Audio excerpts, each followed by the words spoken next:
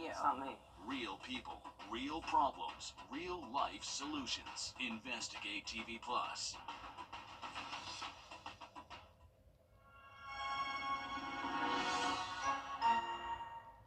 Parker's Kitchen is my new daily coffee stop. Gourmet beans are freshly ground for every cup. Get your own cup of great tasting, freshly brewed coffee at Parker's Kitchen. Live from Augusta, you're watching News 12 live at 5. Good evening, I'm Meredith Anderson. Tonight, Augusta mourns the loss of one of its leaders. Former Commissioner John Clark has passed away from respiratory failure. He served as a voice for Augusta for 4 years, from 2018 to 2022. Current and former commissioners, Richmond County deputies, the Marshal's Office, and more, sharing their memories and condolences tonight. Your city government reporter, Sydney Hood, joins us live at 5 from the newsroom. And Sydney, it really is hard to overstate Clark's impact in Augusta. Whether you worked with him, learned from him, or just had a casual conversation with him, everyone has a John Clark story.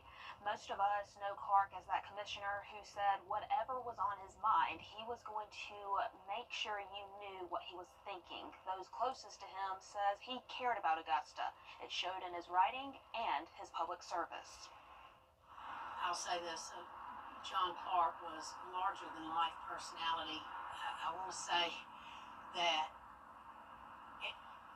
there was never a dull moment, and I worked well with him. I'd say he definitely was an ally on the commission. He and I were able to serve 2 years together. Even after his Tybalt commission, you always saw his familiar face somewhere in the audience. Oftentimes, he had a notepad and was taking notes himself. Coming up all new on News 12 at 6 o'clock, the lessons he taught those he served with and those who came after him. All right, thank you for that update, Sydney. And on a personal note, he always spoke to us, the good, the bad, the ugly. It was refreshing with someone in public service, and we will miss him. We are learning more about an investigation at Evans High School tonight into an alleged inappropriate relationship between a staff member and former student. The school has fired Barrett Davis, a teacher and a coach at the school.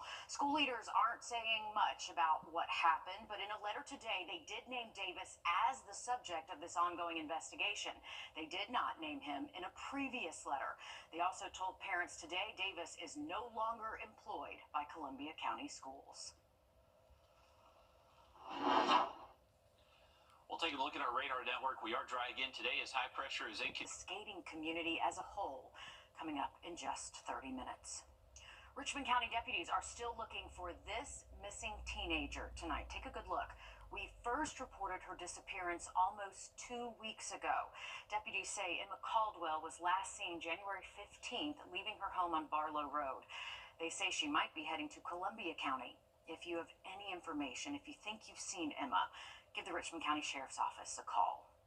Sandersville officers are investigating a man's death tonight. The police department says they arrived at a home Monday on Temple Drive to find an unconscious man on the ground. He was pronounced dead in the home and identified as Grady Smith. Officers say there was no sign Smith was assaulted. They say the investigation, though, is to rule out any possible foul play because of the circumstances. He's been taken to the GBI crime lab for his autopsy.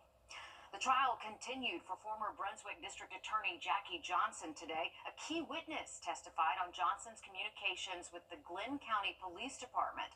The prosecution argues she told police to not arrest Travis McMichael, one of the men who was later convicted for Ahmaud Arbery's murder. They also say she asked for advice from a neighboring county's DA before recommending him take over the case. Today, the assistant chief was asked how much weight the opinion of the district attorney's office carries in an investigation. And does that influence your decision when it comes to whether you should seek arrest warrants? Yes, sir, I would. How much does that go to that? I would say quite a bit. The prosecuting authority tells you that there weren't any laws broken.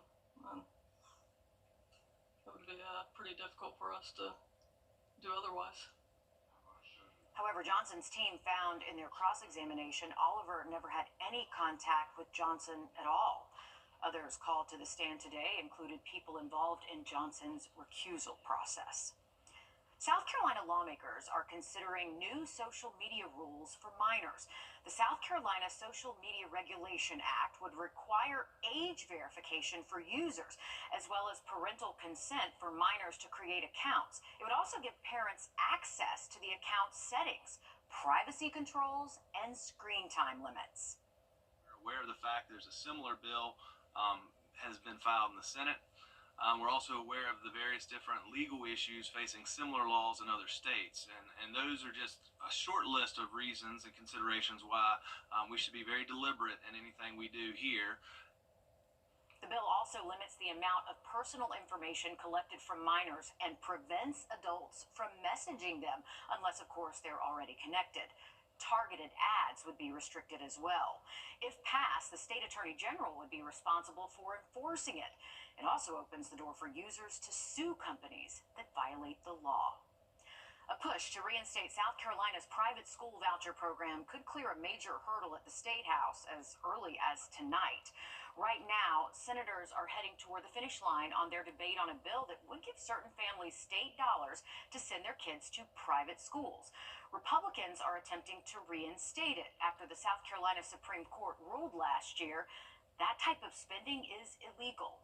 They're trying to get around that ruling by funding this program with lottery revenue instead of taxpayer dollars from the state's general fund. Governor Henry McMaster urged lawmakers to get this bill to his desk so he could sign it in his State of the State last night.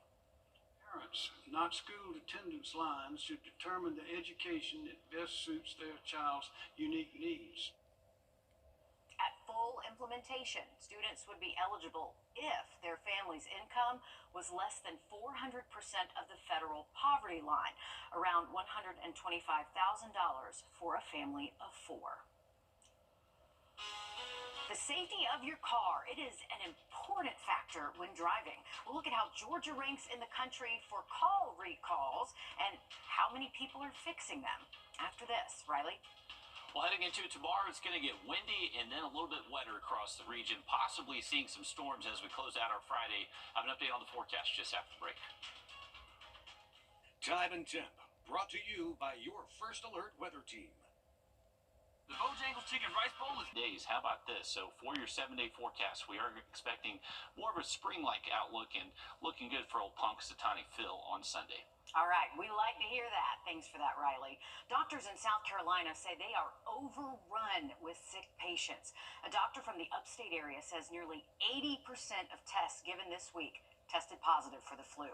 South Carolina DPH says only 18% of eligible patients are vaccinated.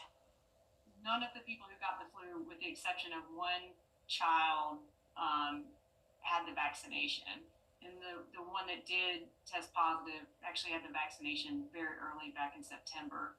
And so probably their immunity was starting to wane, and they weren't super ill.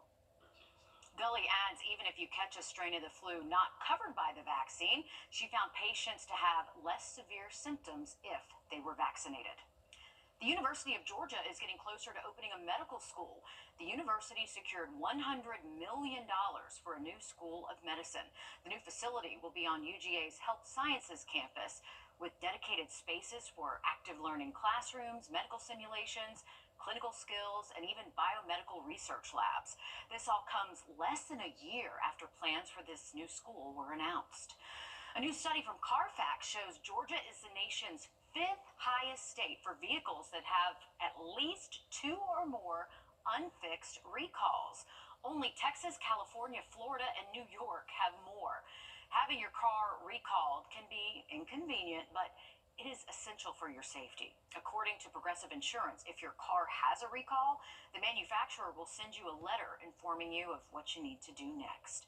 You can also check if your car has been recalled through safercar.gov. Again, that's safercar.gov, or search on the Georgia DMV website, dmvrecord.com. For both of these, you will need your vehicle's VIN number. A group of women are coming together to help each other deal with the struggle of postpartum depression. That's coming up. First Alert Radar, Powered by Jim Hudson Automotive Group. Automotive Group.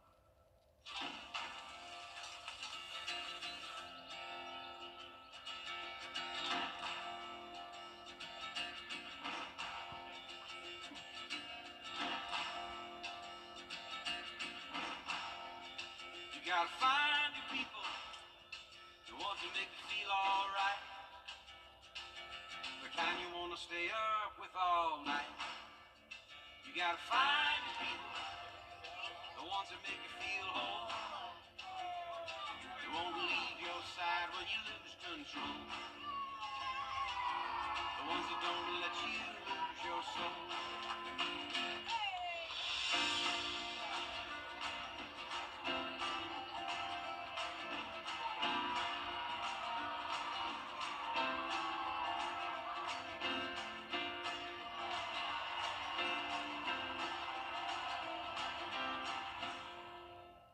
Hey guys, it's Anna Christina here for Roof Savers. It's that time of year again, the perfect time to invest in your home. And what's the most important investment for your home? Your roof. If you've been worried about the age of your roof, missing shingles, black stains, or even leaks, I've got great news for you. There's a scientifically proven solution that can extend the life of your roof by 17 years with just one treatment. It's called Renew at 17 with Rock Lock technology exclusively from Roof Savers. And Russell Beckham is one of the owners of Roof Savers. And Russell, did I just hear that you can extend the life of a roof by 17 years with just one application? You sure did, Anna. Our exclusive product, Renew at 17 with Rock Lock technology, is a game changer for homeowners.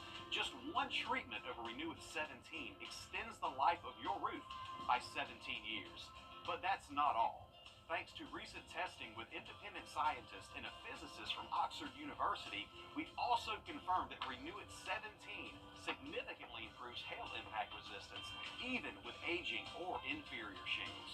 There's never been a better time to protect your home's most valuable asset, your roof. Don't wait until it's too late. Call the team from Roof Savers right now for your free roof inspection. Extend the life of your roof by 17 years with just one treatment with roof preservation exclusively from Roof Savers. Roof Savers. Save your roof, save your money. Every year, about 25,000 babies are born in Georgia, and the experience, well, it's different for every mother. The CDC says about 1 in 8 women experience postpartum depression after giving birth. Sawyer Bussey has more about a group of moms finding ways to see hope in a difficult time. This is Ava Gordon. She looks shy, but her mom will tell you that couldn't be further from the truth. But yeah, she bosses her brother around. She thinks she's the oldest, and she thinks she's the boss of everybody. Life is happy right now for Cambria and her family. It wasn't too long ago when things were darker because of postpartum depression. They found out they were pregnant during the pandemic, they had their baby during the pandemic. We were still in the thick of it all, and it was still really scary. There was a moment around the time her baby was a couple months old that Cambria thought about motherhood and said, maybe this isn't what it's supposed to feel like.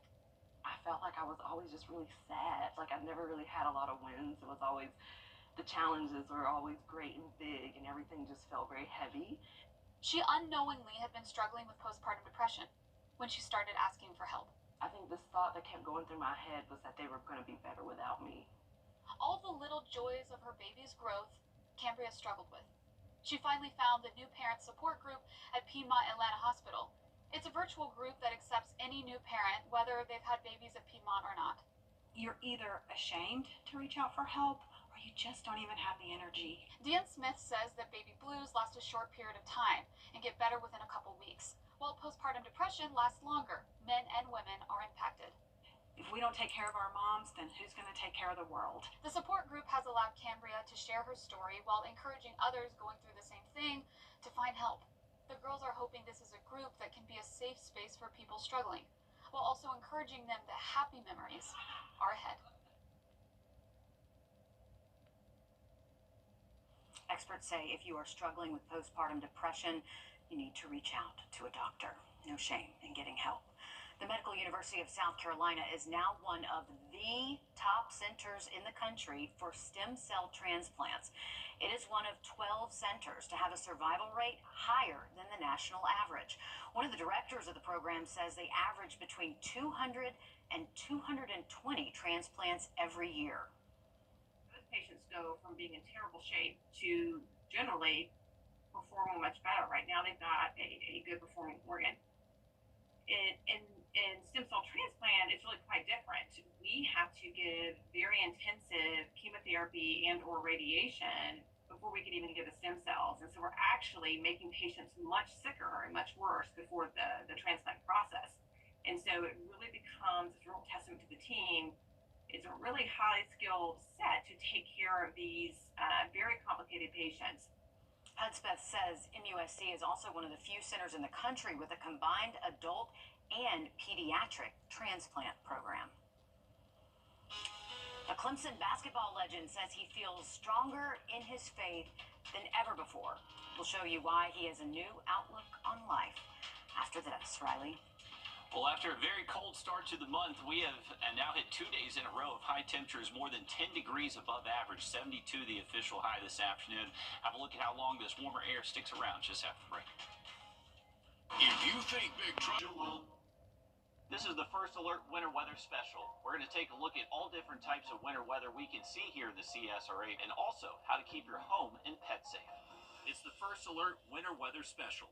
Stream it now on the News 12 app.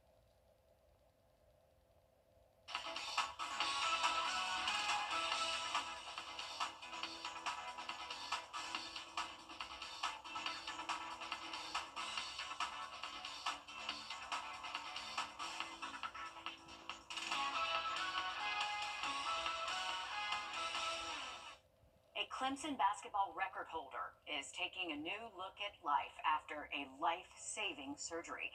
Grayson Marshall felt dizzy and decided to go to the doctor for the first time in, get this, 40 years. He was rushed into surgery after the doctor found a hole in his aorta, causing high blood pressure. He's now saying his faith is even stronger after the experience. For me, the new lease on life is the fact that my faith is at a whole different level. My faith has grown to the fact that if I can believe him for this, I can believe him for a whole lot more. Now that I've seen that, it's on now. Whatever, it can be done no matter what. Marshall says he is now planning to go to the doctor's office every 3 months to make sure that nothing else goes wrong. He's also more motivated than ever to help others experience what he calls an elevated level of faith. That is something where you can just take pain and change it to purpose, Riley. Definitely so, Meredith, and faith definitely goes a long way, too. And best of luck in his recovery efforts. And that Tiger Blood is definitely different for sure, and best of luck on his recovery. Here's a look at I-20. We do a slowdown. Outside the Columbia County Library. For tickets, call the box office or go to AugustaAmusements.com. Trust Chief Meteorologist Riley Hale for your First Alert. When you visit or work with Parker's Kitchen, your support makes a difference. You've helped us rank as Best Workplace in America. None of this happens without you. Thank you. You're watching News 12 live at 5. Continues. Live at 5, crews are working to salvage the pieces of a Black Hawk helicopter and an American Airlines plane. They crashed midair just before 9 o'clock last night. 64 people were on the plane and 3 in the helicopter, all presumed dead tonight. Thanks for joining us. I'm Will Rio. And I'm Meredith Anderson. This is now being called the nation's worst aviation disaster in 24 years. On board the plane, which was coming from Wichita, Kansas, were 14 members of the figure skating community, including 2 Russian world champion skaters, the 2 you see right there on your screen.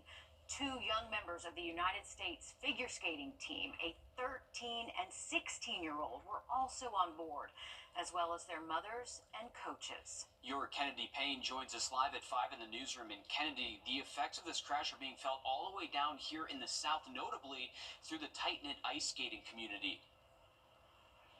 Yeah, Lori Green, she lives in Evans. She's a former figure skater who got her start in 2000 at the Augusta Ice Sports Center. Now she's a coach. She says the figure skating community is a tight-knit one. This video from EarthCam shows the moment of the crash. When Crane woke up this morning, she says she was devastated to hear the news. When she heard the plane was coming from Wichita, Kansas, she immediately remembered that there was a recent figure skating championship there, and her heart sank. She says it was her husband who told her that amongst the 64 passengers were figure skaters. In March, she will be in Boston for the 2025 World Figure Skating Championship, hosted by the Boston Figure Skating Club. Two of their figure skaters were on the flight, as we mentioned, 16-year-old Spencer Lane and 13-year-old Gina Hahn. She says she's hoping to honor their legacy in March, but right now she's still feeling uneasy. I absolutely thought that I might know someone who was on that flight. Even if it was a coach that I knew or a volunteer at the event. When you go to these events and you work, it's almost like a family. You kind of know, you have regulars that are there all the time, and then you have even fans. Some of the fans because they're there for every event. So yeah, I still don't know if I know someone on that flight, and I hope I don't. Crane says she's been talking with other figure skaters that she knows basically all day, and right now they're all just trying to process and thinking of everyone who is involved. Such a tough thing. Thank you, Kennedy. Governor Brian Kemp saying Crew Chief Ryan O'Hara aboard the military helicopter was from Lilburn, and one of the American airline pilots was 28-year-old Samuel Lilly from the Atlanta area. So connections all over the country, but especially here. Absolutely, and something we'll continue to stay on top of as we start to learn more about who the people on board these flights were. Thanks again, Kennedy. Definitely a sad situation up there in D.C. Moving forward in our forecast, we are going to keep things to arrive. So just a heads up for it. I'll have a look at that weekend for you, though, coming up in just about 10 minutes. Sounds good. Thanks, Riley. Human trafficking is considered the fastest growing illegal industry in the world, and Georgia is the hub. It is a grim fact, but as your State House reporter Abby Kasoris explains, people from all corners of our state are trying to hold traffickers accountable. Hartsfield-Jackson Atlanta International Airport. It's one of the busiest in the world, and that's what traffickers like to use for cover. These high-trafficked areas where they can blend in and hide what they're doing. Trafficking survivor Donna Hubbard says she felt invisible. Nobody saw me, and I really just wanted someone to see me. The Georgia Department of Public Health reports more than 370 girls are trafficked in our state every month. The average victim is a 6th to 8th grade girl. The traffickers don't see mothers, daughters, sisters. They see ways of making money. And while you can sell a knockoff Louis Vuitton bag one time, you can sell a human being over and over and over again. Hubbard now a minister with a nonprofit counseling victims and a flight attendant for American Airlines. She tells her coworkers and passengers what they should look for walking through the airport. Hubbard says if you see something off, ask someone else. If they agree, call 911. Try to remember what they were wearing, where they were located, what types of conversations they were having. It's important. It creates a paper trail so that law enforcement can track them down and prosecutors can prosecute. Every missing child is in danger and in need of our protection from those who seek to exploit them. Georgia lawmakers have passed laws to allow attorneys like Hannah Palmquist with the district attorney's office to prosecute dozens of cases, freeing more than 200 victims. First Lady Marty Kemp is pushing Senate Bill 42 to require judges to give the harshest penalty possible to a convicted trafficker instead of offering a lighter sentence. The First Lady just released a training video on how to spot signs of human trafficking. There's also a 24/7 hotline that you can call. In Atlanta, I'm Abby Kasoris. A Georgia man accused of using artificial intelligence to create vulgar images of children is behind bars tonight. Ronald Richardson, the suspect, worked at an Atlanta area high school. He is accused of taking photos from students' social media profiles and using AI to alter them and make them appear nude. He faces multiple counts of sexual exploitation of children, but Georgia lawmakers are also working on a new law surrounding AI, several of them actually. Senate Bill 9 would add AI to the felony offense already on the books for distributing pornographic material. We're going to enhance those penalties because what they can do with artificial intelligence is so much more perverse than it has been in the past. The bill would make sharing AI-generated content a felony. A convicted predator would face up to 15 years in prison if the bill becomes law. Riley? Well, heading into tomorrow, it's going to get windy, and then we possibly could see some thunderstorms showing up late into the day into tomorrow night. Full update for you just after the break. And we're digging deeper into the crowded airspace above Ronald Reagan International Airport and the safety debate surrounding recently added flights in the wake of this heartbreaking disaster. Stick with us. Time and Temp, brought to you by your First Alert weather team. Join us right here this weekend. Hey, Brett, I think we need a jingle. What do you have in mind? I don't know yet. Well, if you're taking something, come knock on my door. Come and knock on my door. If you're 64.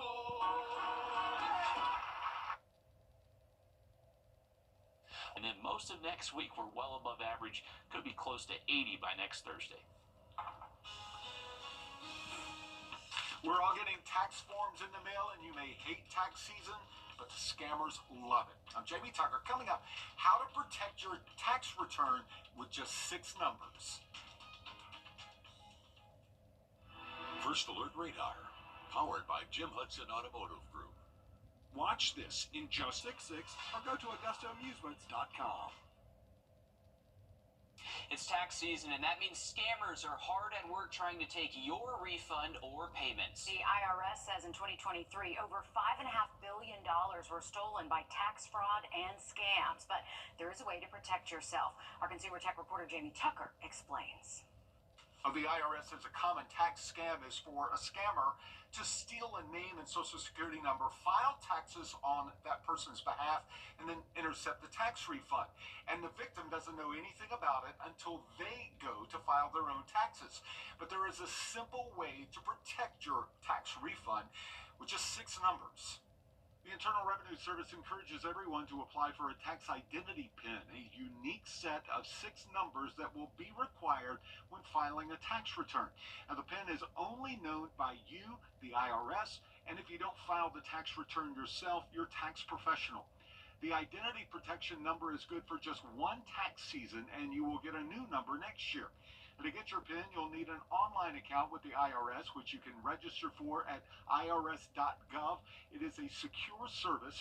When you request a tax identity PIN, you will get it right away. You can select continuous enrollment, so you won't have to request a new PIN every year. And then print it out or write it down and keep it in a safe place.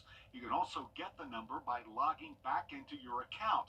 You will then share it with your tax preparer. It's especially important to request a tax identity PIN this year because over 100 million people had their Social Security numbers exposed in a massive data breach last year. Visit irs.gov and sign up before someone else files your taxes and gets your refund. That's What the Tech. I'm Jamie Tucker. It's a true sign that spring is around the corner. Six Flags Over Georgia has announced March 15th will be its opening day. This will be the park's 58th year in business. The park is in Austell from Augusta. It takes about 2.5 hours to get there, but I'm sure many of you already know that. There is a new ride at the park this year. It's called Georgia Gold Rusher. Not my favorite. I'm not a big roller coaster guy, so you know that. See, I do. I like roller coasters. Oh, no. Complete opposites over here. Okay, well, if Carowinds is more your speed, it's kind of the opposite direction. Nope. March 15th is their opening date as well. The park is located on the borders of North and South Carolina. It's also about 2.5 hours from Augusta. Carowinds is also adding new rides to its lineup. Snoopy's Racing Railway. That sounds more your speed. Yeah, that's way more my speed. And Charlie Brown's River Raft Blast. You know what? It was Space Mountain when I went to Disney that ruined everything for me, and I thank my parents for that. Honestly, it was Space Mountain and Disney that made me love roller coasters, and I thank my parents for that. Oh man, I was too little though. I was yelling and crying the entire way. It's dark in there. You can't see anything. See, It that's was the my difference first between roller us. coaster That's too. the difference between us. We've got someone playing it safe and a thrill seeker. There you go. That's the problem. So Have you jumped out of a plane yet? I've not, and I don't think I will. I like my job. All right, the high school basketball regular season is winding down this year. Thompson's girls team has revenge on its mind. Oh, they sure do. Last year, the girls team made it all the way to the Elite Eight, but their coach isn't satisfied unless they bring home the hardware. Yeah, Yeah, 2A Region 4 is arguably one of the toughest regions in girls basketball across the CSRA. During their path to the Elite Eight last year, they captured the region crown, and this year they're on pace to do it again. The Bulldogs are 20-1 so far on this season, marking their third straight year with 20 or more wins. They're also 7-0 in region play, which includes big-time wins over powerhouse programs like Josie and Butler. Despite all the regular season success, Thompson has never taken home a state championship in girls basketball. Head coach Sierra Williams says this year's team has the best chance to do so. We had a good season last year, but very disappointing in the end. We did not accomplish half the goals we set, and I think they understand and learned from last year, so they want to come out and really, again, help set that tone and practice each day and get others to follow and work. We had a group of kids that committed to working hard individually on their development, skill work stuff, and it's showing up now. Thompson will take on Glen Hills tomorrow night and close out the regular season against Josie and Butler. All right, thanks for that, Joseph. Remember, later this weekend, we get back our 6 p.m. sunsets, believe it or not. So the month of February will bring some longer days for us. And by the end of February, we actually get closer to 6:30 sunsets, believe it or not. Have another quick look at that rain heading our way tomorrow and also the weekend forecast just after break. Ready? It's happening on 4 for your free information and your free gift. That's 1-800-622-2774. 1-800-622-2774. Call now. After my accident, they got me a great settlement. Wow, it sounds like your insurance company really took care of you. Are you kidding me? Those guys are a bunch of clowns. Denied? I got your settlement right here. Your claim. Denied! I called George Sink Injury Lawyers. Call us today, and we'll put an end to the games and gimmicks and get you the biggest recovery possible. Get your Sink Law Firm on the line. Call 999-9999. Live at 5, you're taking another live look over in Washington, D.C. as the nation reacts to the deadly crash between a plane and a military helicopter that has killed 67 people. Reagan National makes for an easy commute for members of Congress who have long championed adding new direct flights from their hometowns, including last night's tragic flight from Wichita, a route added just last year. Yeah, and lawmakers have recently cleared the way for even more flights to come into Reagan, and airport experts say it's already squeezed to its limits there. National investigative reporter Josie Sturman looks at close calls and the constant congestion that have made safety concerns an issue past and present. I might fly in and out of there 2 or 3 times in a couple of days. It can get crowded. Doug Rice knows the challenges of flying into Reagan National Airport in Washington, D.C. better than most.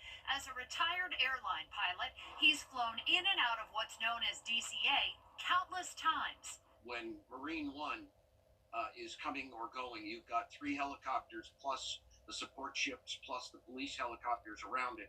So you might have 6 or 8 helicopters all coming up and down the river, all very close formation. He calls it a helicopter highway, cutting right through some of the country's most complex and restricted airspace, with police and military helicopters sharing the sky with commercial airliners over the nation's capital. The close quarters can cause disaster, as evidenced by Wednesday's crash. But federally collected data shows the potential for chaos has long been known. Our national investigative team found a 2013 report from a pilot approaching the same runway with a helicopter nearby.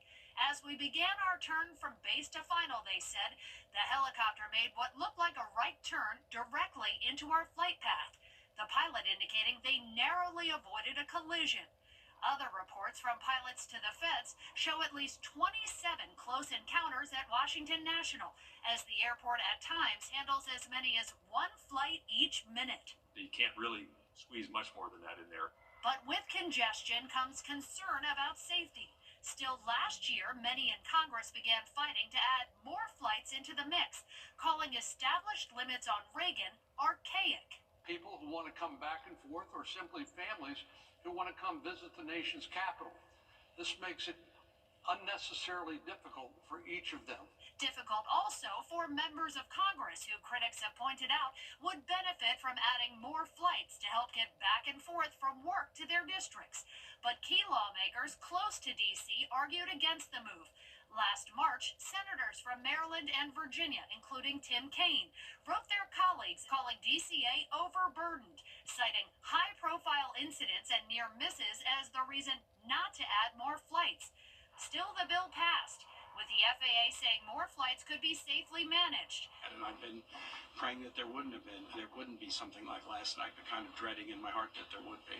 Sometimes politics looks very narrowly at a subject, and in this case, Washington National needs a broad view. John Golia is a former NTSB board member, closely watching the ripples of Wednesday's crash. They began with the dozens of flight diversions our team found, with passengers from cities including Atlanta, Charlotte, Nashville, Seattle, and more all rerouted. Those are relatively simple fixes in the wake of a crisis. But Golia says solving the complex issues and competing interests surrounding Reagan National will be much harder to solve. And maybe this accident will now provide the momentum to take this whole airspace issue in and around D.C. and put it on the top of the table, because we've been putting Band-Aids on it for 40 years.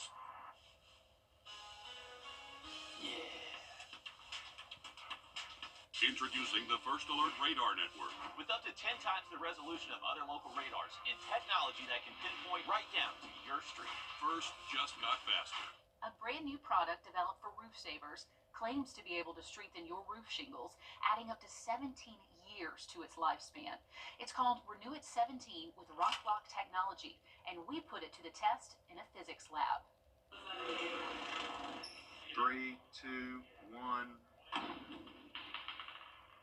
Those little rocks you see flying are called granules. Over time, more of those disappear, and the weaker your shingle becomes. The ratio of chemistries that hold it in, that ratio changes, so it gets more brittle, and the granules are not, they don't adhere as much. That's where Wrdw 17 with Rock Lock technology comes in. Check out the difference in these two roofs, both 14 years old. Can you hear that difference? Right. Versus... Right, you can really see the difference. Dr. Robert Johnson, a physicist with a doctorate from Oxford, is using a test for shingles trusted by the Underwriters Laboratory. That requires dropping a steel ball from a distance of 20 feet above our sample material and hitting the same location twice in a row. And it has to pass that test 6 times, drop after drop. That one's good. Shingles treated with a single coat of Wrdw 17. This one's definitely passing. Pass the test. When the ball impacts, it hits here. What we look for is on the backside, are there any tears? Tears mean water can damage the wood underneath and cause damage to your property. The test requires us to look at it under a 5x magnification. It's completely dry. The testing even exceeded the developer's expectations. Unlike other companies that offer 5 to 15-year warranties with multiple treatments, Roof Savers offers a 17-year warranty with just one application and one treatment. For more information, call Roof Savers or visit myroofsavers.com. We wanted to be able to